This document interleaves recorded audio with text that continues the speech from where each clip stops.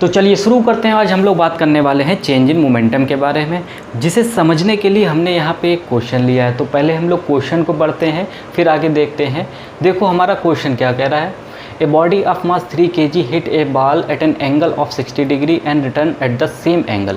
देखो यहाँ पे ध्यान देना, return at the same angle. यहाँ पे क्या बताना चाहता है क्वेश्चन कि बॉल जिस स्पीड से आई है उसी स्पीड से क्या होगी, रिटर्न हो जाएगी, क्योंकि एंगल को सेम बताया गया। जिस एंगल पर बॉल आई है उसी एंगल पर रिटर्न हो रही है, तो स्पीड भी सेम रहेगी। क्वेश्चन में अगर ये कहा जाए कि स्पीड सेम है या विदाउट चेंज ऑफ स्पीड या विदाउट लॉस ऑफ स्पीड, तब एंगल सेम रहेंगे। जिस एंगल पर बॉल आएगी उसी एंगल पर बॉल रिटर्न हो जाएगी। ठीक, अब देखो यह जो क्वेश्चन यहाँ पे लिया गया है, ये वाला क्वेश्चन, ये जो क्वेश्चन यहाँ पे लिया गया है कई तरीके से दिखाई दे सकता है। ये भी एक क्वेश्चन है, ये भी एक क्वेश्चन है। ठीक, थोड़ा थोड़ा अंतर है।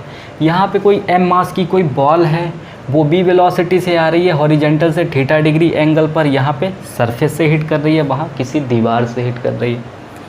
यहाँ पे कोई m मास की कोई बॉल है या कोई बॉडी है, वो वर्टिकल से थीटा डिग्री एंगल पर आ रही है p मोमेंटम से। ठीक, ऐसे छोटा छोटा अंतर होता है। अब देखो सबसे पहले बात ये है कि जब इस टाइप के क्वेश्चन आते हैं तो उसमें पूछा क्या क्या जाता है। ठीक, ऐसे क्वेश्चन आएगा तो उसमें दिखाई देगा इम्पल्स बताओ, इम्पल्स बताओ, या फिर कहेंगे चेंज इन मोमेंटम बताओ, चेंज इन मोमेंटम। ठीक, या फिर कहेंगे फोर्स बताओ, तीसरी चीज़ फोर्स। जैसे कि इस क्वेश्चन में कहा गया the force exerted on the ball, दीवार पर लगाया गया फोर्स बताना है हमें। कोई बॉडी है, वो दीवार पर कितना फोर्स लगाती है वो हमें बताना है। या इम्पल्स लिख देंगे कि इम्पल्स बताओ, या चेंज इन मोमेंटम लिख देंगे, या फोर्स लिख देंगे। अब देखो जो इम्पल्स होता है उसी को हम लोग कहते हैं चेंज इन मोमेंटम, यानी इम्पल्स इक्वल टू होता है चेंज इन मोमेंटम। अगर चेंज इन मोमेंटम से इम्पैक्ट टाइम से डिवाइड कर दें तो हमें मिलेगा फोर्स, जो कि इस क्वेश्चन में दिया गया है। The impact time was 0.2 second. ठीक, इम्पैक्ट टाइम क्या होता है, टाइम ऑफ कॉन्टैक्ट। जब कोई बॉल किसी दीवार को हिट करती है, ठीक, तो जो टक्कर में लगने वाला टाइम है, टाइम ऑफ कॉन्टैक्ट है, उसी को हम लोग कहते हैं इम्पैक्ट टाइम। उससे अगर हम चेंज इन मोमेंटम को डिवाइड कर दें तो हमें मिलेगा फोर्स। ठीक है, तो इम्पल्स इक्वल टू क्या होता है, इम्पल्स को हम लोग जे से शो कर रहे हैं। इम्पल्स इक्वल टू होता है चेंज इन मोमेंटम, जो कि वेक्टर क्वांटिटी होती है। और फिजिक्स में चेंज का मतलब होता है final momentum minus initial momentum. ठीक है, वेक्टर क्वांटिटी है। अब देखो यहाँ तो मोमेंटम में चेंज हो रहा है। चेंज अगर वेलोसिटी में हो रहा हो तो final velocity minus initial velocity. Change अगर पोटेंशियल में हो रहा हो तो final potential minus initial potential. Change का मतलब फाइनल माइनस इनिशियल।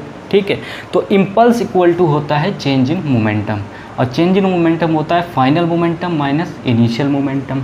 अगर फोर्स की बात की जाए तो चेंज इन मोमेंटम में इम्पैक्ट टाइम से अगर हम डिवाइड कर दें, ठीक है, जिसे हम लोग टाइम ऑफ कांटेक्ट भी कहते हैं, तो हमें मिल जाएगा फोर्स।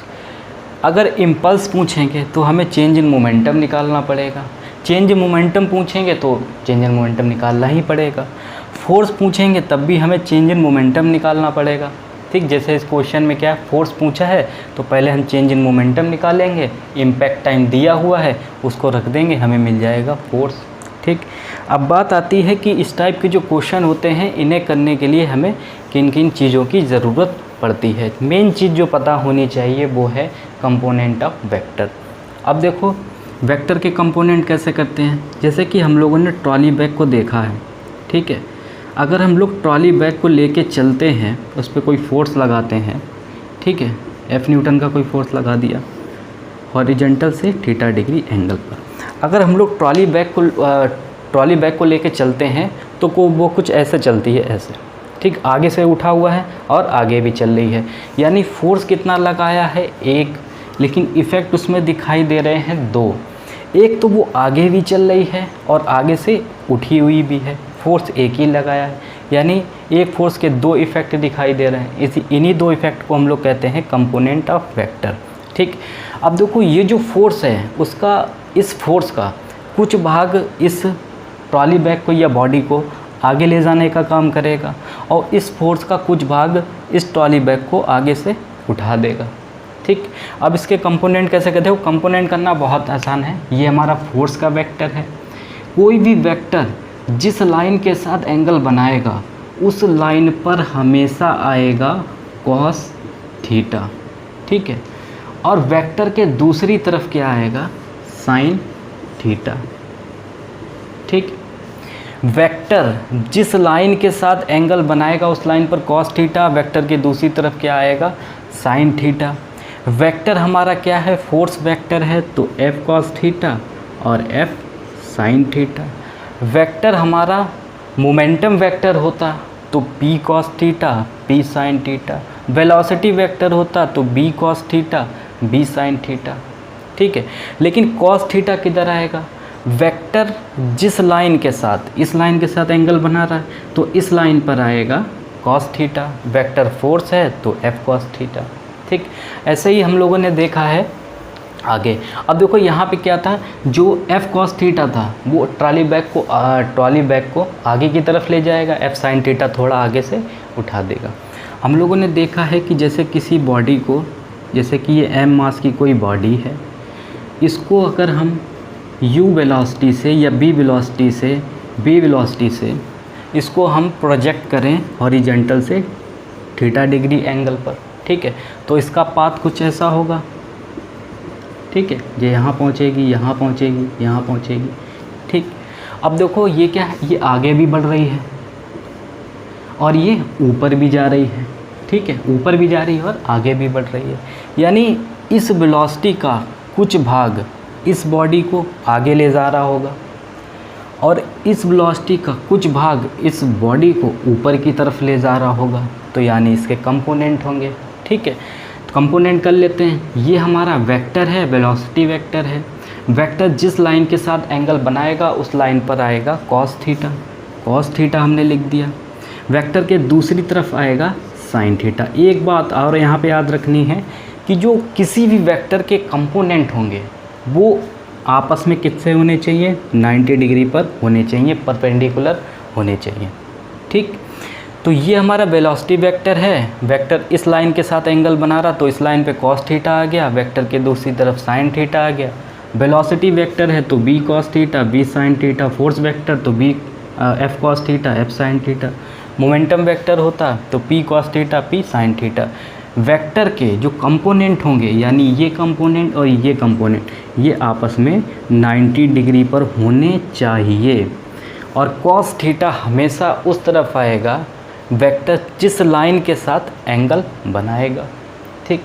तो ये हो गए हमारे शॉर्ट में कंपोनेंट ऑफ वेक्टर। चलो ठीक है। अब देखो इसमें हम लोग यूज करते हैं इसको। अब यहाँ पे ये हमारी बॉल है।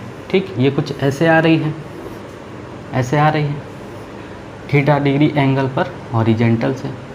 अब ये ऐसे आएगी, ऐसे आएगी, ऐसे आएगी, यहाँ पे हिट करेगी और फिर ऐसे चली जाएगी, यानी रिफ्लेक्ट हो जाएगी या रिटर्न हो जाएगी, कुछ भी बोल सकते हैं। यहाँ पे ध्यान दें, ये बॉल देखो नीचे आ रही है, आ रही है। अब ये बॉल क्या है, आगे की तरफ जा रही है। ठीक है। देखो पहले नीचे आ रही है, नीचे भी आ रही है और आगे भी जा रही है। ठीक है। यानी इस वेलोसिटी का एक कंपोनेंट इसको नीचे लेके आ रहा होगा। ठीक। ये देखो नीचे भी आ रही और आगे भी जा रही, और इस वेलोसिटी का एक कंपोनेंट इसको आगे की तरफ ले जा रहा होगा। ठीक। उसके बाद ये क्या हिट करेगी और हिट करने के बाद ऊपर जाएगी। देखो ये ऊपर जा रही है। ठीक है। और आगे भी जा रही है। ठीक। तो इस वेलोसिटी, क्योंकि वेलोसिटी क्या है, चेंज नहीं हुई है, तो इस वेलोसिटी का एक कंपोनेंट इसको आगे ले जाएगा और एक कंपोनेंट इसको ऊपर ला रहा होगा। ठीक। एक कंपोनेंट इसको आगे ले जाएगा और एक कंपोनेंट इसको ऊपर लेके आएगा। ठीक। तो यहाँ पे क्या है, एक कंपोनेंट इसको आगे ले जाएगा और एक कंपोनेंट इसको नीचे लेके आएगा।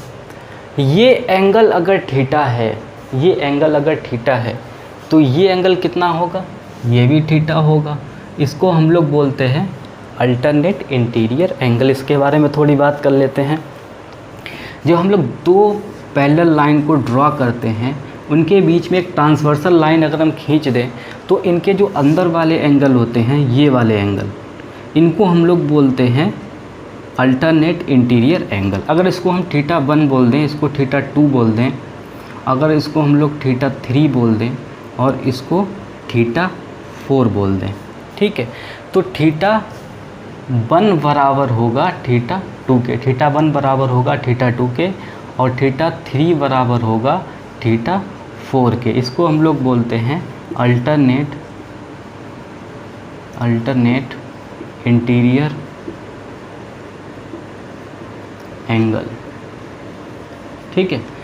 तो θ1 बराबर होगा θ2 के, θ4 बराबर होगा θ3 के, इसको हम लोग बोलते हैं अल्टरनेट इंटीरियर एंगल, ठीक।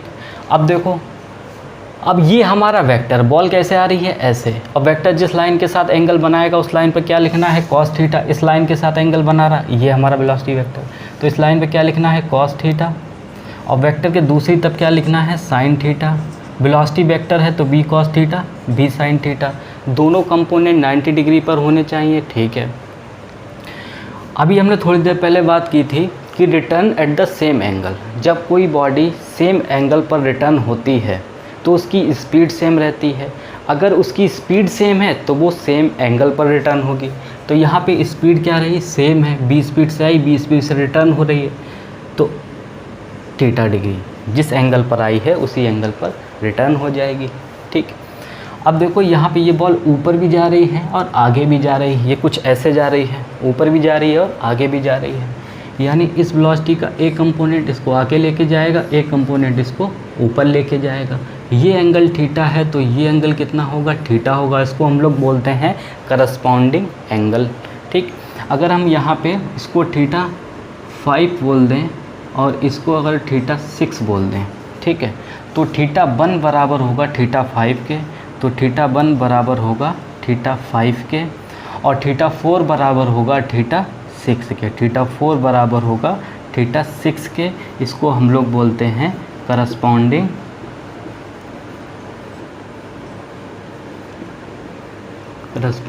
एंगल, ठीक। इसको हम लोग बोलते हैं करस्पॉन्डिंग एंगल, ये θ6 है, ठीक है। तो यहाँ पे क्या होगा, अब हम लोग कंपोनेंट कर लेंगे। ये हमारा वेक्टर है, ठीक, यही तो है। बॉल ऐसे आती है और ऐसे जा रही है, तो बॉल हमारी ऐसे जा रही है, ठीक। वेक्टर जिस लाइन के साथ एंगल बनाए उस लाइन पर cos थीटा लिख दो और वेक्टर के दूसरी तरफ sin थीटा लिख दो। वेलोसिटी वेक्टर है तो b cos theta, b sin theta, ये हमारे कंपोनेंट हो गए वेक्टर के। ऐसे ही इसमें कर लेंगे। ये बॉल आगे भी जा रही है और नीचे भी आ रही है, ठीक है। ये अगर थीटा है तो ये कितना होगा, थीटा होगा। अल्टरनेट इंटीरियर एंगल हैं, ये आपस में बराबर होते हैं, ठीक है। अब देखो, ये है हमारा मोमेंटम वेक्टर।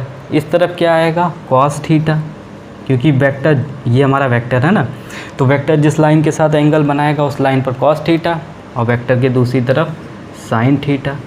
वेक्टर हमारा मोमेंटम वेक्टर है तो p cos theta, p sin theta, ठीक है, p sin theta. p momentum से बॉल आ रही है, p मोमेंटम से ही रिफ्लेक्ट हो रही है, यानी जिस एंगल पर बॉल आएगी उसी एंगल पर बॉल रिफ्लेक्ट हो जाएगी। मोमेंटम का फार्मूला तो जानते होंगे, मोमेंटम का फार्मूला होता है p equal to mass into velocity, ठीक है, जिसमें मास क्या रहेगा, कांस्टेंट। अब ये बॉल यहाँ पे आके टकराएगी, टकराने के बाद जब रिफ्लेक्ट होगी तो इसका मास तो चेंज हो नहीं जाएगा, तो मास क्या रहेगा, कांस्टेंट, ठीक। अच्छा, अब देखो, ये बॉल ऊपर भी जा रही है और आगे भी जा रही है, यानी वेलोसिटी का एक कंपोनेंट इसको ऊपर लेके जाएगा और एक कंपोनेंट इसको आगे लेके जाएगा। ये कुछ ऐसे जा रही है, ठीक, ऊपर भी जा रही है और आगे भी जा रही है। ये अगर थीटा है तो ये भी कितना होगा, थीटा होगा। इसको हम लोग क्या बोलते हैं, करस्पॉन्डिंग एंगल बोलते हैं, आपस में बराबर होते हैं। θ4 θ6 के, θ1 θ5 के, ठीक है। अब देखो, ये हमारा वेक्टर है मोमेंटम। वेक्टर जिस लाइन के साथ एंगल बनाएगा उस लाइन पे क्या आएगा, cos थीटा आएगा। वेक्टर के दूसरी तरफ sin थीटा आएगा। वेक्टर हमारा क्या, मोमेंटम वेक्टर, तो p sin theta, p cos theta. ये हमारे कंपोनेंट हो गए वेक्टर के, ठीक। अब इसको हटा देते हैं। अब देखो, बात करते हैं थोड़ी कंपोनेंट के बारे में, ठीक है। अब मोमेंटम क्या है, एक वेक्टर क्वांटिटी है, ठीक। अब देखो यहाँ पे हमें क्या दिखाई दे रहा है, यहाँ पे हमें दिखाई दे रहे हैं 4 कंपोनेंट। 2 कंपोनेंट तो एक्स एक्सिस में हैं और 2 कंपोनेंट वाई एक्सिस में हैं, ठीक। अब इसमें जो एक्स एक्सिस वाले कंपोनेंट है उसमें कोई भी चेंज नहीं आया, हमें चाहिए क्या है, चेंज इन मोमेंटम। लेकिन एक्स एक्सिस वाले कंपोनेंट में कोई भी चेंज नहीं आया है। जब बॉल हिट करने के लिए आ रही थी तब जो इनिशियल कंपोनेंट है हॉरिजेंटल वाला या एक्स एक्सिस वाला, इसकी डायरेक्शन पॉजिटिव एक्स एक्सिस में है, और जब बॉल हिट करके जा रही है तब इसका जो हॉरिजेंटल कंपोनेंट है इसकी डायरेक्शन क्या है, पॉजिटिव एक्स एक्सिस में। यानी डायरेक्शन में कोई भी चेंज नहीं आया। देखो मोमेंटम एक वेक्टर क्वांटिटी है, वेक्टर का मतलब होता है मैग्नीट्यूड और क्या होता है, डायरेक्शन, ठीक। दुनिया का कोई भी वेक्टर हो तो उसके पास डायरेक्शन जरूर होगी। ऑल वेक्टर क्वांटिटीज है डायरेक्शन, ठीक।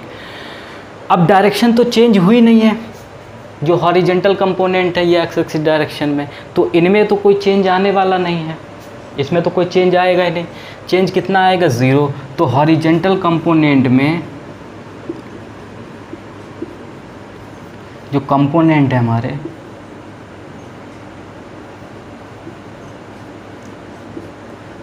उसमें क्या है, कोई भी चेंज नहीं है। उसमें लिख देते हैं नो चेंज, नो चेंज, ठीक। क्योंकि चेंज हुआ ही नहीं है। पहले भी इसकी डायरेक्शन हॉरिजेंटल वाले हम लोग देख रहे हैं, पहले भी इसकी डायरेक्शन पॉजिटिव एक्स एक्सिस में है, जब बॉल हिट करती है तब भी इसकी डायरेक्शन क्या है, पॉजिटिव एक्स एक्सिस में है। तो डायरेक्शन में कोई चेंज नहीं, पहले भी पॉजिटिव एक्स एक्सिस में, बाद में भी पॉजिटिव एक्स एक्सिस में हुई है। तो यहाँ पे हॉरिजेंटल कंपोनेंट में कोई भी चेंज नहीं है। इस वजह से इसमें चेंज इन मोमेंटम कितना आएगा, 0 आएगा, ठीक है। तो हॉरिजेंटल वाले हमारे क्या हो गए, बेकार हो गए। तो हॉरिजेंटल वालों को हटा देते हैं। और वेक्टर के लिए ज़रूरी क्या है, मैग्नीट्यूड और डायरेक्शन, ठीक। अब हम लोग बात करते हैं वर्टिकल वालों की, ठीक। यहाँ पे वर्टिकल वालों की बात करते हैं। वर्टिकल वाला कंपोनेंट पहले क्या है, डाउनवर्ड डायरेक्शन में है जब बॉल आ रही थी। जब बॉल हिट करके जा रही है तब ये जो वर्टिकल कंपोनेंट है इसकी डायरेक्शन क्या है, पॉजिटिव वाई एक्सिस में बोलें या अपवर्ड डायरेक्शन में बोल सकते हैं, ठीक। क्योंकि डायरेक्शन तो हमें लेनी पड़ेगी, क्योंकि मोमेंटम एक वेक्टर क्वांटिटी है। चाहे हम ऐसे बोलें कि ये डाउनवर्ड डायरेक्शन में है, चाहे हम ऐसे बोलें कि निगेटिव वाई एक्सिस डायरेक्शन में है। अगर हम इसको पॉजिटिव वाई एक्सिस ले लें और इसको हम लोग पॉजिटिव एक्स एक्सिस ले लें, ठीक है। तो पहले क्या है, निगेटिव वाई एक्सिस की डायरेक्शन में है, और जब बॉल हिट करके जाती है तब इसकी डायरेक्शन क्या है, वर्टिकल कंपोनेंट की पॉजिटिव वाई एक्सिस की डायरेक्शन में। यानी यहाँ पर डायरेक्शन में चेंज हुआ है।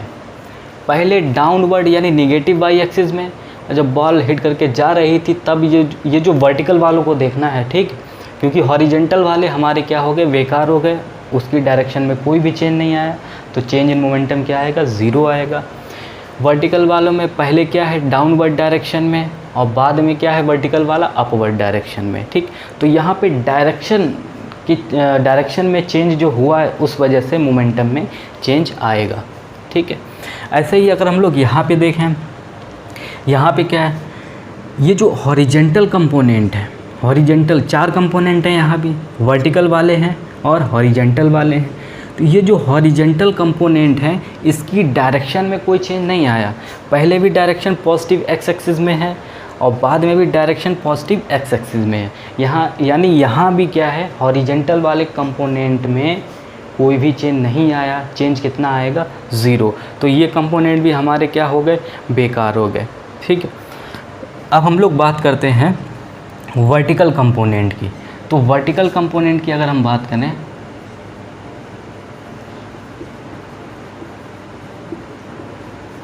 अगर हम लोग वर्टिकल कंपोनेंट की बात करें तो पहले क्या है, निगेटिव वाई एक्सिस में। अगर ये पॉजिटिव वाई एक्सिस है और ये पॉजिटिव एक्स एक्सिस है और ये निगेटिव वाई एक्सिस में है, तो पहले क्या है, निगेटिव वाई एक्सिस में कंपोनेंट है, ठीक। तो P इनिशियल क्या है, P इनिशियल क्या है, P इनिशियल डाउनवर्ड डायरेक्शन में है, यानी निगेटिव वाई एक्सिस में। और वाई एक्सिस पर यूनिट वेक्टर क्या होता है जो वाई एक्सिस की डायरेक्शन को बताता है, जे कैप। लेकिन कंपोनेंट है क्या डाउनवर्ड डायरेक्शन में, यानी निगेटिव वाई एक्सिस की डायरेक्शन में है। तो P कॉस थीटा क्या होगा, माइनस जे कैप। ठीक, माइनस जे कैप क्यों आया, क्योंकि ये निगेटिव वाई एक्सिस की डायरेक्शन में। अच्छा, यहाँ भी हॉरिजेंटल वाले तो बेकार हैं, सिर्फ वर्टिकल वालों को देखना। ये कंपोनेंट हमारे हॉरिजेंटल वाले बेकार, इनकी डायरेक्शन में कोई चेंज नहीं हुआ तो ये बेकार हो गए। अब देखो बॉल आती है, हिट करती है, उसके बाद जा रही है, तब इसका जो वर्टिकल कंपोनेंट है इसकी डायरेक्शन क्या है, अपवर्ड डायरेक्शन में, ये डाउनवर्ड डायरेक्शन में है, और ये अपवर्ड डायरेक्शन में यानी पॉजिटिव वाई एक्सिस में।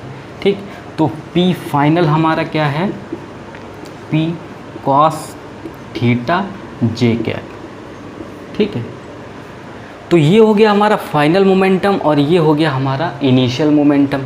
अब फाइनल मोमेंटम में से इनिशियल मोमेंटम घटा देंगे तो हमें क्या मिल जाएगा, चेंज इन मोमेंटम मिल जाएगा। अगर क्वेश्चन में इम्पैक्ट टाइम दिया हो तो इम्पैक्ट टाइम से डिवाइड कर देंगे तो हमें क्या मिल जाएगा, फोर्स मिल जाएगा। अब हम इन सारे क्वेश्चन को हटाते, अब इस सबको हटाते हैं, अपने मेन क्वेश्चन पे आते हैं।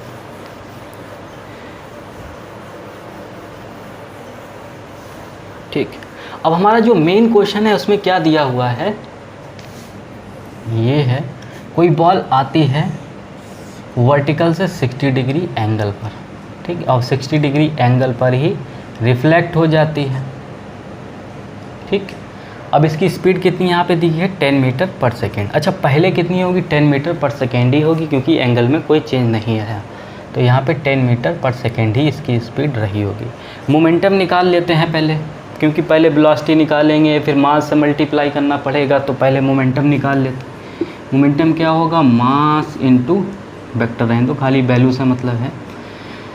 मास कितना है 3 kg और वेलोसिटी हमारे पास कितनी है 10 मीटर पर सेकेंड, तो ये कितना हो गया 30 किलोग्राम मीटर पर सेकेंड। तो ये हमारा क्या आ गया, मोमेंटम।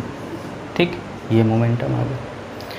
तो ये P मोमेंटम से आ रही है और P मोमेंटम से रिफ्लेक्ट हो रही है, क्योंकि एंगल में कोई चेंज नहीं आया। अब इसके कंपोनेंट कर लेंगे, ये नीचे भी आ रही है और आगे भी जा रही है, ये कुछ इस तरफ भी आ रही है और नीचे भी आ रही है, यानी ये कंपोनेंट को इधर लेके जाएगा, एक कंपोनेंट इसको नीचे लेके आएगा। ठीक है, ये एंगल 60 डिग्री, तो ये कितना होगा 60 डिग्री ही होगा। अल्टरनेट इंटीरियर एंगल हैं, आपस में बराबर होंगे। ठीक है, कंपोनेंट कर लेंगे। बॉल हमारे कुछ ऐसे आ रही है, कोई बॉडी ऐसे आ रही है, तो ये हमारा वेक्टर हो गया। वेक्टर जिस लाइन के साथ एंगल बनाएगा उस लाइन पर क्या आता है, कॉस थीटा। वेक्टर के दूसरी तरफ क्या आता है, साइन थीटा। दोनों कंपोनेंट वेक्टर के 90 डिग्री पर होने चाहिए। वेक्टर हमारा क्या, मोमेंटम वेक्टर, तो P कॉस थीटा और P साइन थीटा। ठीक है, अच्छा अब देखो ये बॉल जो है हिट करती है, रिफ्लेक्ट हो जाती है। अब ये बॉल इस तरफ जा रही है और नीचे भी जा रही है, यानी एक कंपोनेंट इसको नीचे लेके आएगा और एक कंपोनेंट इसको आगे लेके जाएगा। ये एंगल 60 डिग्री है, तो ये कितना होगा 60 होगा। ये कौन से एंगल है, करस्पॉन्डिंग एंगल है। अब ये हमारा वेक्टर है, वेक्टर जिस लाइन के साथ एंगल बनाएगा उस लाइन पर कॉस थीटा। वेक्टर इस लाइन के साथ एंगल बना रहा, तो इस लाइन पर कॉस थीटा, इस लाइन पर कॉस 60 डिग्री। ठीक, और इधर क्या आएगा, साइन 60 डिग्री। ठीक, यहाँ भी 60 डिग्री लिख देते हैं, 60 डिग्री। मोमेंटम वेक्टर तो P cos theta P sine theta, इसको याद रखना। मेन चीज़ बस ये याद रखनी है कि वेक्टर जिस लाइन के साथ एंगल बनाएगा उस लाइन पर हमेशा कॉस थीटा आएगा। ठीक है, अब देखो इसमें ये जो वर्टिकल वालों पे ध्यान दो। वर्टिकल वाली अगर इसको निगेटिव वाई एक्सिस ले लें, इसको positive Y axis, direction plus minus भी ले सकते हैं, इसके नीचे माइनस ले सकते हैं, ऊपर प्लस ले सकते हैं, लेकिन यहाँ पे हम लोग ले रहे हैं एक्स एक्सिस या वाई एक्सिस। अब जो वर्टिकल वाले कंपोनेंट हैं उनको ध्यान से देखो। वर्टिकल वाला कंपोनेंट इनिशियली क्या है, डाउनवर्ड डायरेक्शन में, बोले तो निगेटिव वाई एक्सिस की डायरेक्शन में, और जब हिट करके बॉल जाती है यानी फाइनली वो क्या है, डाउनवर्ड डायरेक्शन में या निगेटिव वाई एक्सिस की डायरेक्शन में। पहले भी उसकी डायरेक्शन नीचे थी, बाद में भी उसकी डायरेक्शन नीचे है।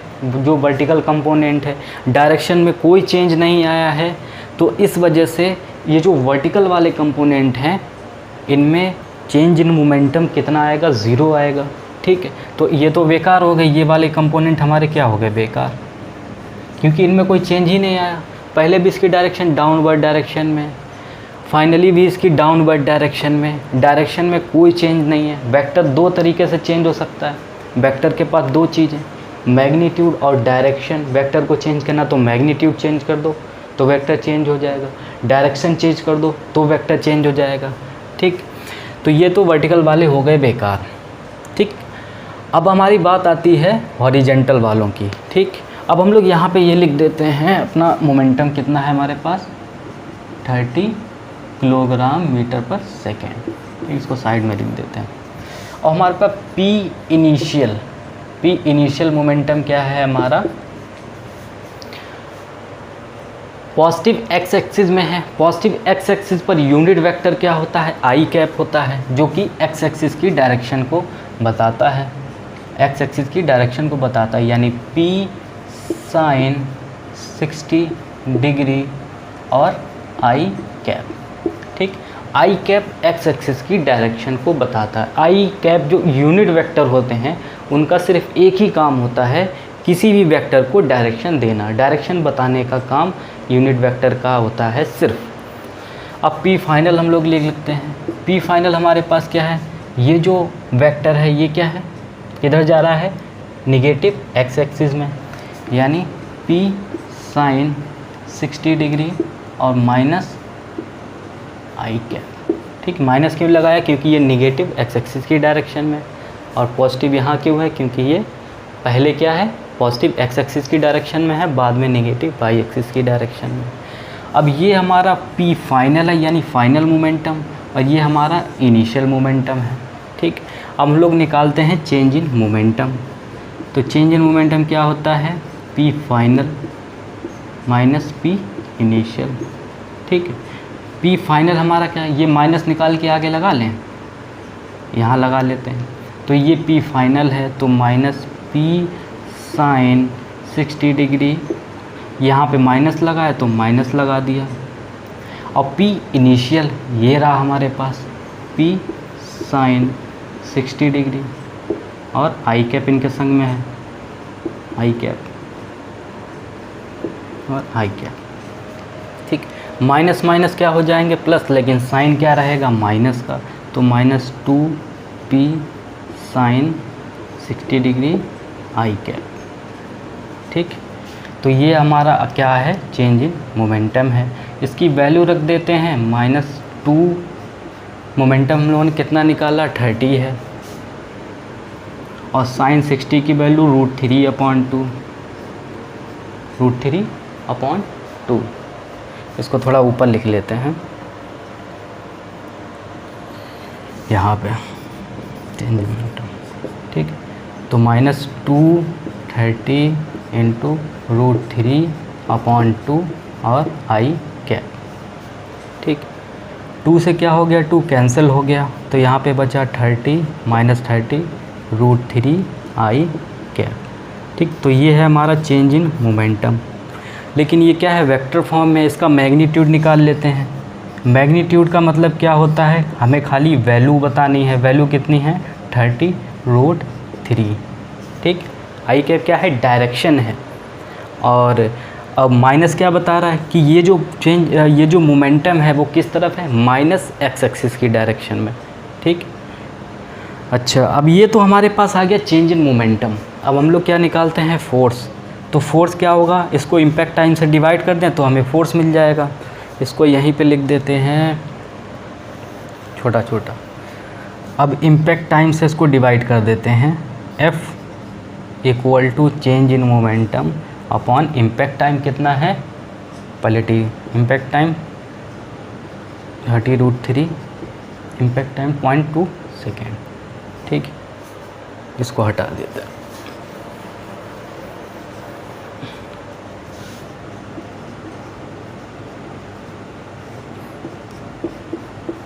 ठीक, इसका पॉइंट हटाया तो ऊपर 10 आ गया, तो 2 5 जा क्या हो गया 10, और 5 3 15, यानी 150 √3 3। ये हमारा क्या है आंसर, ये वाला।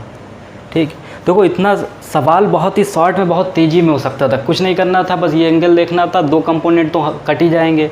ठीक, क्योंकि बॉल जो पहले आ रही है उसको हटा दो और बस फाइनल वाले पकड़ लो, ये फाइनल हो गया, इनिशियल हो गया, सीधे रखो आंसर मारो, आंसर बहुत तेज़ी में आ जाएगा। लेकिन मेन चीज़ क्या है, इस चीज़ को समझना कि ये जो कंपोनेंट होते हैं ये वाले, ये कंपोनेंट करने का तरीका ये ध्यान में रखना है, क्योंकि ये बहुत जगह काम आएगा। अभी आप लोग जब आगे मतलब पढ़ चुके होंगे तो इसमें क्या होता है, ऐसे कुछ दिया होता है ऐसे करके कि कोई मास यहाँ पे रखा है, ये कोई एंगल है थीटा, इस पे कोई इस तरफ कोई F न्यूटन का फोर्स लग रहा है, F न्यूटन का फोर्स लग रहा है, ये एंगल थीटा है तो ये भी कितना होगा, थीटा होगा। ठीक, इसके कंपोनेंट करने होते हैं। अब ये देखो, अब ये क्या है, वेक्टर है, वेक्टर जिस लाइन के साथ एंगल बनाएगा उस लाइन पर कॉस थीटा आएगा। अब वेक्टर हमारा ये है, इस लाइन के साथ एंगल बनाया तो इस लाइन पर क्या आएगा, कॉस थीटा, यानी कि F कॉस थीटा आएगा। ठीक है, और वेक्टर के दूसरी तरफ परपेंडिकुलर में क्या आएगा, साइन थीटा, यानी कि F साइन थीटा। तो ऐसे जो बहुत जगह ये कंपोनेंट जो है वो काम आते हैं हर जगह। ठीक, तो मेन चीज़ क्या थी, कंपोनेंट। ये सवाल इम्पोर्टेंट नहीं था जितना, मेन चीज़ ये कंपोनेंट। ठीक है, अब मिलते हैं हम लोग अगली वीडियो में किसी अच्छे मतलब जिसमें ज़्यादा से ज़्यादा कंसेप्ट यूज हो रहे हैं, उस वीडियो को लेके आएंगे। ठीक है।